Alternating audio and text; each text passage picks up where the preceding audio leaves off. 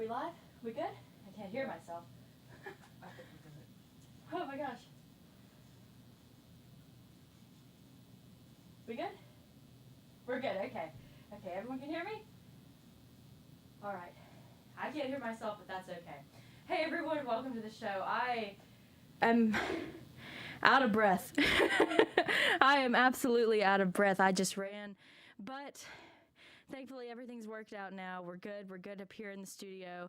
And I know y'all aren't used to hearing my voice this early on into the show, but I will be your news reader and your host today. I'm throwing it back to when I used to do this, back to my old Southern Miss Today roots. But today I have a great show prepared for y'all, but let's get started with some news. On campus news, USM's EARS program presents a live recording session of the cellist Helen Gillay. Known for her improvisational skills, she will use a loop pedal alongside vocals to create a masterpiece before your eyes. Tonight she will be at the Intermezzo in Woods Gallery at 6 p.m. and the event will be free to attend. Another on-campus news, Southern Miss Ceramics National is a national juried exhibition of ceramic works created by artists from across the U.S. Juried by George Rodriguez and made possible through support from Partners for the Arts. A ceramic studio demonstration by George Rodriguez. Rodriguez is a ceramic sculptor who creates large-scale figurative works in clay. His work draws inspiration from his Mexican-American upbringing. His sculptures can be found in the permanent collection of the National Mexican Museum of Art in Chicago and the Hallie Ford Museum in Salem, Oregon. He is represented by Foster White Gallery in Seattle, Washington, and is currently an adjunct professor and artist in residence at the Tyler School of Art and Architecture in Philadelphia. The studio will be open through November 4th every weekday from 10 a.m. to 5 p.m. Dr. Catherine Shelton, Assistant Professor of Educational Technology at Northern Arizona University, prevents teachers paying teachers. How to be a critical consumer, careful creator, and discerning professional in online curricular marketplaces as part of the USM Center for STEM Education Fall 2022 STEM Ed Speaker Series. The meeting registration is required via Zoom link, and if you have any questions, contact Chrissy Hudson by email at chrissy.hudson@usm.edu. The event is Tuesday, November 1st, that's today, at 12 p.m. to 1 p.m., so it just started. You can catch it. You can still catch it. The exhibit is opening with honors exhibits curated by Southern Miss Honors students. University Library Special Collection is hosting an exhibit opening for With Honors exhibits curated by Southern Miss Honors students. This exhibit features exhibits curated by sophomore honors college students as part of their seminar course, Einstein, Civil War Nutrition, and Cults, exploring archival collections and research, which focuses on active learning experience in special collections. The exhibit will be available Monday through Friday, 9 a.m. to 4 p.m. from October 31st, 2022 to May 31st, 2023. If you have any questions about the opening of the exhibit, contact Jennifer Brannock at jennifer.brannock@usm.edu or at 601-266-4347. In local news, a Hattiesburg man is behind bars after officers responded to reports of shots fired on Halloween. The Hattiesburg Police Department arrested 27-year-old Chris Holmes on one account of aggravated assault in connection to an incident on Maple Street that occurred around 11:15 a.m. on Monday, October 31st. According to the HPD, witnesses reported that a bullet struck a vehicle. No injuries were reported. Officers later arrested and booked Holmes into the Forest County Jail. In state news, the capital city is coming off a win-win weekend for football fans and local businesses. The Jackson State Southern Boombox Classic garnered national attention with ESPN's Game Day broadcast. Visit Jackson officials said local hotels, restaurants, and businesses were packed, generating millions for the city. From the stands to the stadium parking lot, fans turned out for the Jackson State Southern game, crowds heightened by ESPN's Game Day coverage. Visit Jackson officials were expecting about 40,000 but reported an estimated 54,000 in attendance. President and CEO Ricky Thigpen describes the event as a perfect storm despite the rain. ESPN Game Day being in Jackson the second time they've ever been to an HBCU. Florida A&M the first time, I think, in 2008, said Thigpen. So it put Jackson again on the national stage. So that's what we do at Visit Jackson, and again, to partner with Jackson State University to make that happen was an amazing opportunity. Thank you for listening to that. I will be right back, actually, with some sports. This is Southern Miss Today on Southern Miss Radio. Sponsorship for Southern Miss Today comes from Mississippi Beverages. Mississippi Beverages provides water, water coolers, and coffee service throughout South Mississippi. Take half of your weight in pounds. That's how many ounces of water you need a day.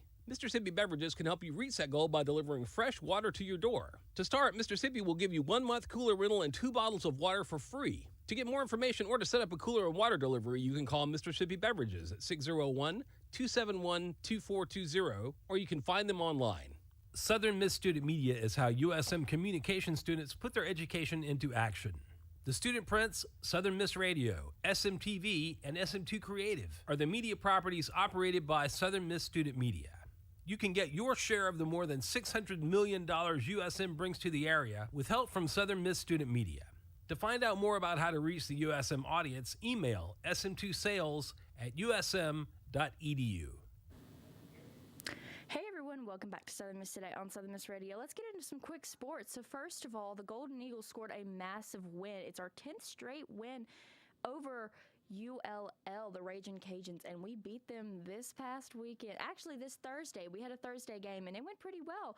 Running back Frank Gore Jr. rushed for 87 yards, and he threw for a touchdown as Southern Miss beat Louisiana Lafayette 39-24 on Thursday night for its 10th straight win in the series. The Southern Miss defense intercepted Ben Woolridge 3 times, including Natrone Brooks' 52-yard pick six with 1:14 left in the fourth quarter. Zach Wilkie was 8 of 17 for 137 yards with 2 touchdowns and 1 interception for Southern Miss.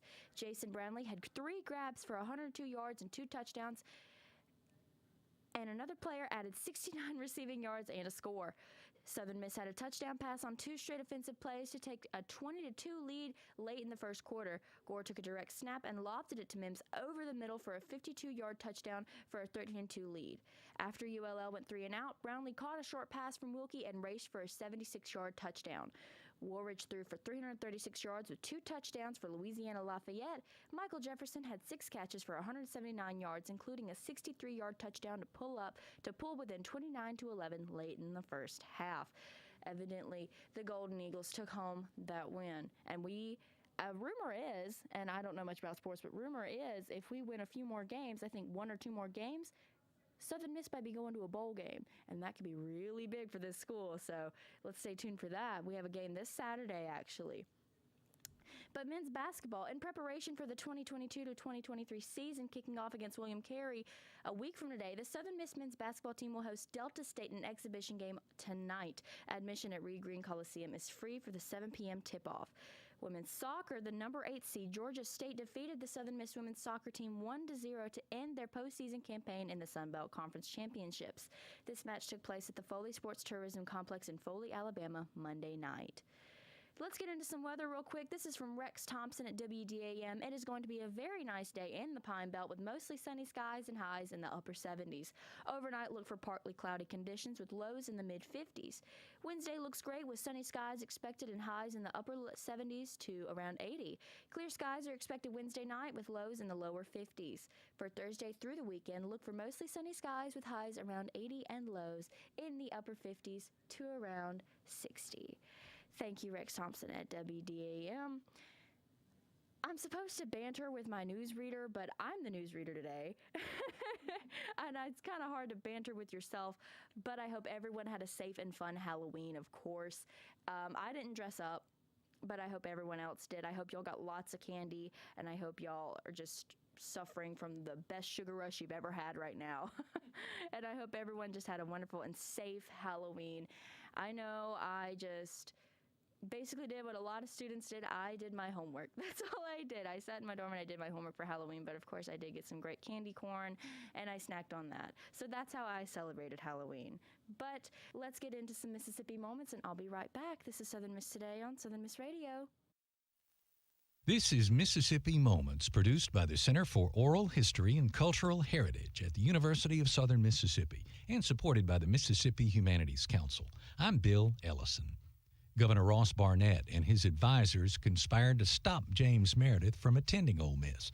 As part of the governor's security detail, Ken Fairley knew the plan would never work. So we sat around there waiting for the governor to call us. I don't remember whether the sheriff called the governor or called the colonel, but he finally got in touch with the governor, and the governor said, "Oh, y'all just come on down here to the mansion." So here's the sheriff and the 6 deputies. We go off down to the mansion and we sit there and wait at least 2 hours. So finally, he comes down and he launches into the legal justification on Meredith, and Ross saying all the time, I want that guy in jail. See, the whole thing was predicated on this arrest warrant, which would give him a record, and then it would give governor, right to say, I'm rejecting it because he got a police record. And the more I thought about it, I said, we're getting ourselves in a bad situation. To hear more, visit MississippiMoments.org or just like us on Facebook. Mississippi Moments is supported by the Mississippi Humanities Council. The humanities are for everyone. Okay, thank you for listening to those. Am I on? Okay, I'm on. Okay.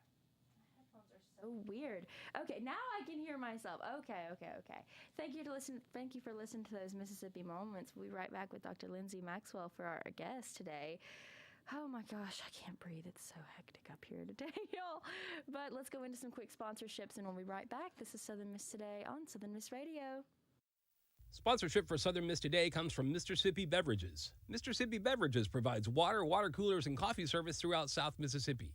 Take half of your weight in pounds. That's how many ounces of water you need a day. Mississippi Beverages can help you reach that goal by delivering fresh water to your door. To start, Mississippi will give you 1 month cooler rental and 2 bottles of water for free. To get more information or to set up a cooler and water delivery, you can call Mississippi Beverages at 601-271-2420, or you can find them online.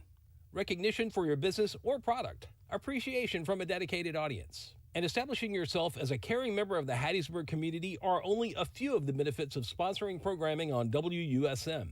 In addition, our very cost-effective underwriting rates are tax deductible. To learn more about the upsides of underwriting programming on WUSM, call 601-266-4287. Hey everyone, welcome back to Southern Miss Today on Southern Miss Radio. I'm your host, and let's get into this awesome interview. I'm here with Dr. Lindsay Maxwell. Hi, Dr. Maxwell. How are you? Good. How are you? I'm wonderful. I'm out of breath because it's been so hectic, but I'm making it. It's that time of the semester where everybody's like on the cusp of losing their mind. Very Students, professors, everybody. So, yeah, I know. I hope you're surviving. I'm doing my best. Good. Good. So I'm going to ask for a quick introduction of yourself. So, what do you do here at the school? So I am an associate professor, and I teach broadcast journalism, so radio, TV courses, anything that has to do with broadcasting, I'm there. And also, I am the grad coordinator for the School of Media and Communication. So if you are interested in any kind of graduate degree in communication, mass comm, interpersonal, whatever it is, I'm your girl. Okay, so what do you do with those grad students? So a lot. I do everything with the grad students. Yeah. I teach grad classes, and I'm a quantitative researcher, and what that means is numbers, right? So I teach a lot of our classes that are about how to do quantitative research, which is surveys. Like if you get a survey asking you, what TV shows do you watch? And then asking about your personality traits, and that could be research trying to find out which traits predict TV watching or things like that. So yeah, I teach those type of classes to grad students, and then I work with them on their teaching assignments and programming and whatever else grad students need help with. So how important is that research to the grad students in their college career? It's super important. Like, research is what sets grad students apart from undergrads, right? Like in undergrad, you're learning what other people have to teach you, and then in grad school, you're supposed to be adding to the knowledge. And so research is how we do that, is just how we create new knowledge. And so me and the other professors teaching them how to be researchers and how to build knowledge is what grad school is all about. Yeah. So how did you get started working with the grad students? This is my first semester as grad coordinator, so I'm new. Oh, wow. I am new. How did I get started? I don't know. I just love grad students, and I've been teaching grad classes for as long as I've worked here, and I just thought it will be good. And the person before me was ready to not be the grad coordinator, and so I'm here. Yeah. So what are some goals that you've set for yourself as the grad coordinator? To help help students get published, which their research has to get published, and we can sit here and talk about peer review if you want, but it just means like that other researchers have deemed that they are good enough, right, for their research to get published. And so that's kind of my goal, is just to get them in a really strong research frame of mind and getting their mind on getting published so that they have the opportunity to move on in their careers. Yeah. So, okay. So what is peer review then? Oh, what is peer review?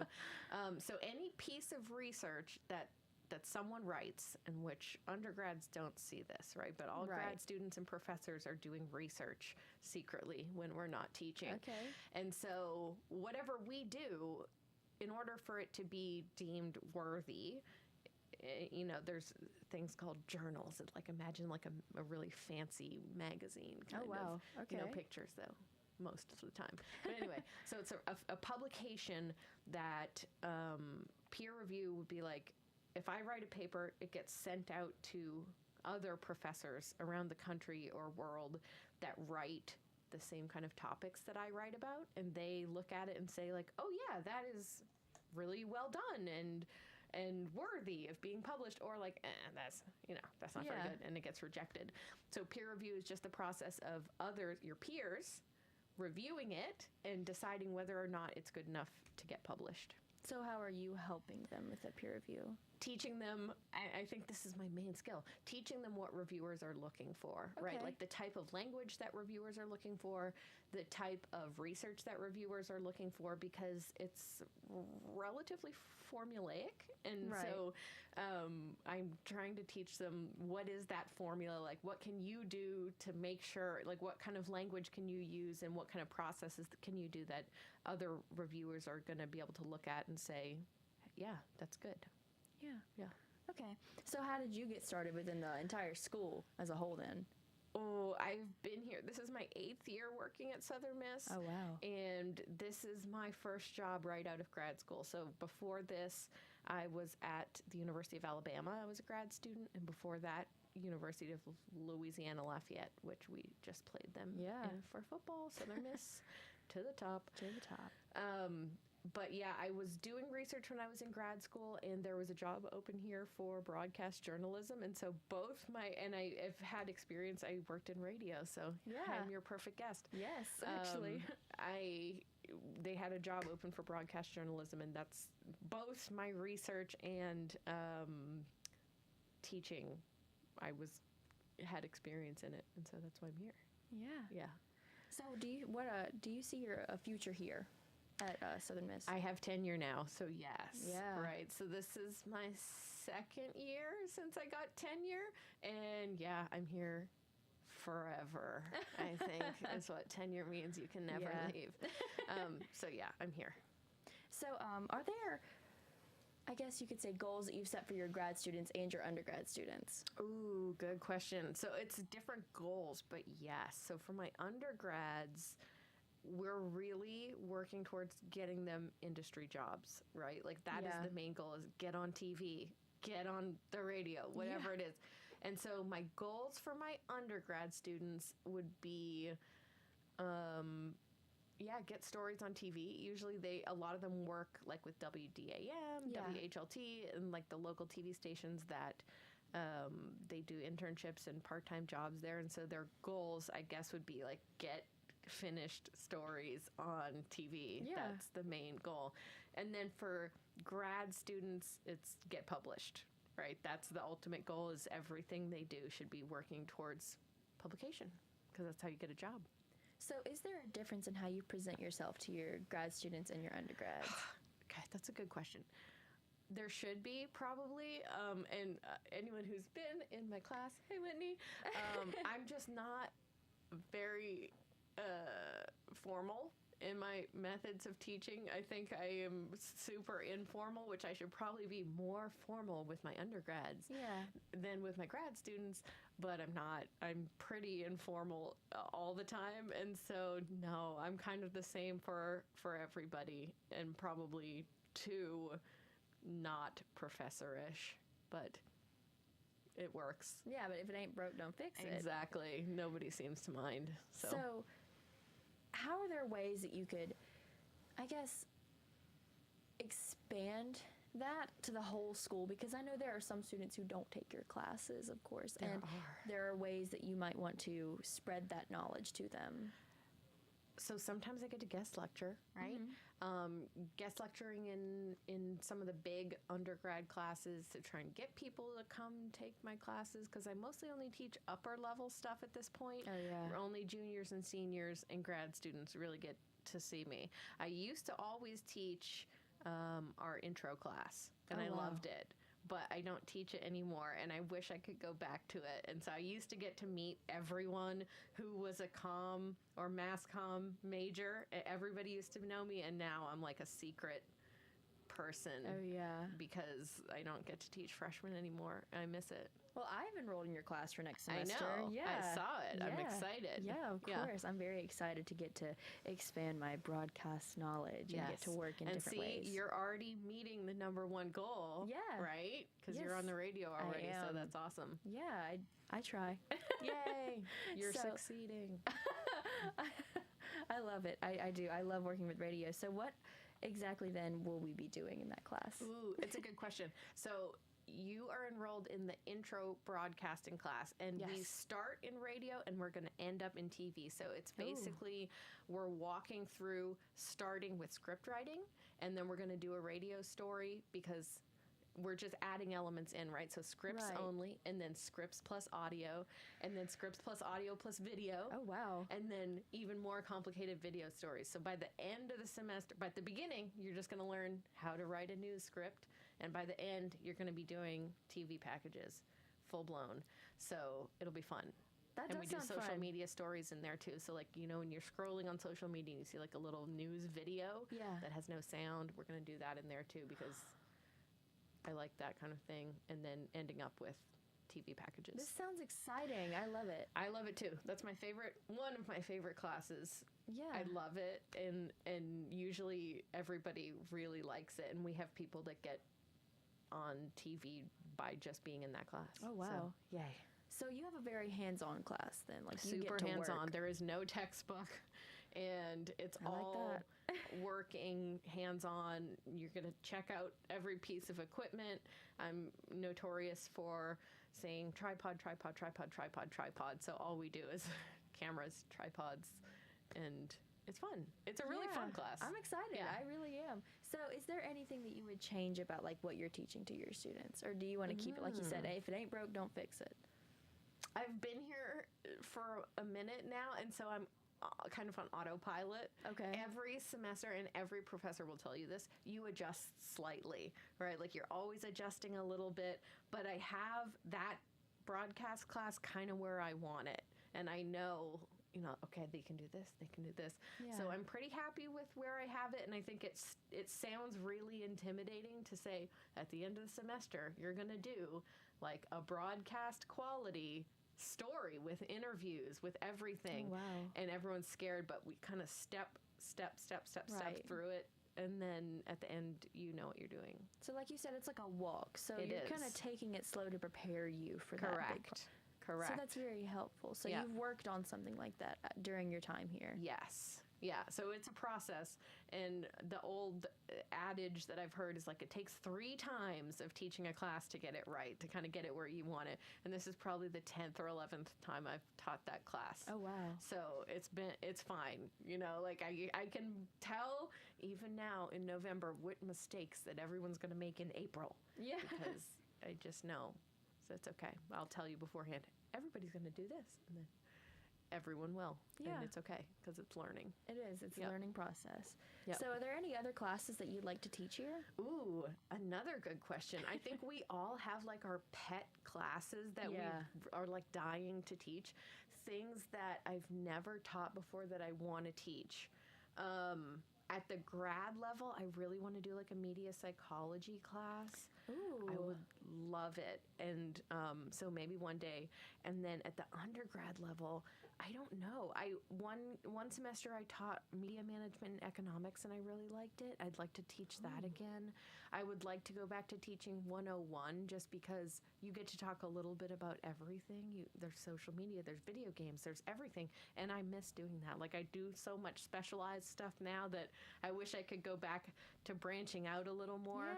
Yeah. So yeah, those are kind of my dreams, is to teach more broader classes. But I'm really happy with what I'm doing right now, so I can't really complain. Yeah. But everybody has their like dream classes that they want to teach. So Oh, I'm sure.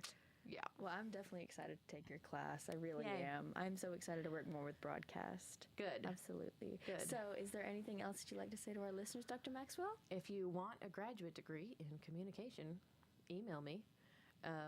But yeah, I mean, just thank you for listening to WUSM. Absolutely. And we are happy to be here in College Hall. My office is right there. Like, it's funny because I share a wall with WUSM. Oh, really? Yeah. And I'm here sometimes. You're but our neighbor. I am your neighbor. We are sitting about 5 feet from my desk right now. Oh, wow. So yeah. Okay. Yep. Well, thank you so much for being our guest today, Dr. Maxwell. You are very Thank welcome. you. We'll be right back after these sponsorships. This is Southern Miss Today on Southern Miss Radio. Sponsorship for Southern Miss Today comes from Mississippi Beverages. Mississippi Beverages provides water, water coolers, and coffee service throughout South Mississippi. Take half of your weight in pounds. That's how many ounces of water you need a day. Mississippi Beverages can help you reach that goal by delivering fresh water to your door. To start, Mississippi will give you 1 month cooler rental and 2 bottles of water for free. To get more information or to set up a cooler and water delivery, you can call Mississippi Beverages at 601-271-2420, or you can find them online. Research shows that audiences feel positively about businesses that underwrite programming on their community radio station.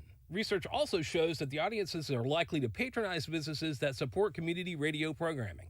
The audience also believes that businesses that support community radio care about their community. If you want to build this type of relationship with WUSM's audience, call us at 601-266-4287 to ask about sponsoring programming. It's more than just exposure, it's building a community relationship. And now presenting Simeon Gates' package from SM2. For Dyslexia Awareness Month, SM2 News caught up with members of USM's faculty to learn about how the condition impacts student performance. Dyslexia is a neurobiological disorder that impedes people's ability to read, write, and spell. Symptoms begin to surface in childhood. USM is home to the DuBard School for Language Disorders, a school for Mississippi school children with learning disabilities that impact their communication. Its director is Dr. Missy Schrader. Here's how she described the disorder. Children who have dyslexia, their primary or most obvious problem is that problem with decoding. So they are not able to see a word, look at all the letters, and figure out what sounds those letters make so that they can attach a word to that sequence of letters. At Southern Miss, Student Accessibility Services provides disabled students with necessary academic and housing accommodations. Based on their data, about 9% of the student body has a learning disability, and most of those people have dyslexia. Disability specialist for technologies and auxiliaries Elizabeth Killinger talked about one feature she noticed in working with dyslexic students. There is a pretty long process to getting diagnosed with a learning disability over something like ADHD or anxiety. There is a longer process. And I think it helps them understand how their brain works a little bit more because there is a little bit more to it. Dyslexia Awareness Month coincides with the SAS's Disability Awareness Week, which is from October 24th to 28th. Students who need accommodations can contact SAS or visit their website for more information. Simeon Gates. All right, let's go. All right, that was a great show. I mean, it was hectic and crazy as usual, but it was fun. I had a lot of fun. I really did. I love getting to talk to Dr. Maxwell, and if you're interested in some classes, you can email Dr. Maxwell and get to know what classes that she offers. If you're a grad student, you can go to her. She's the grad coordinator, and you can find out more information on the graduate program that we have here at the School of Media and Communication. But after finally catching my breath, it's time to end the show. I know, it's so sad. But I will be back on Thursday, and Southern Miss Today will be back tomorrow with our host, Jackson Howell. So we're not done with Southern Miss Today for the week. It's not like last week. We're back to normal this week. It's no more canceling school for football games and no more fall break. We are right back on track this week, and I'm so excited to get back up here in the studio to work on Southern Miss Today. But, of course, that is the show that we have for today. Thank you to Michaela for running our show for today and for running the video. Thank you to Salon for being a great audio engineer. Thank you to Whitney for putting up with us. Thank you to Dr. Maxwell for being such a great guest. And thank you to Dr. Wolf for keeping us afloat. And thank you to Abigail for being such a wonderful newsreader. She did really good, y'all. I like to think that she did great. But that is our show for today. All right. That's the last that y'all are going to hear my voice until Thursday. But I will be right back on Thursday, and we'll be back tomorrow. Same time, same place, 88.5 FM. Thank you for listening. This is Southern Miss Today on Southern Miss Radio. Southern Miss Today is your public affairs program, so use it. Be a guest on Southern Miss Today to spread the word about your civic events in the Pine Belt.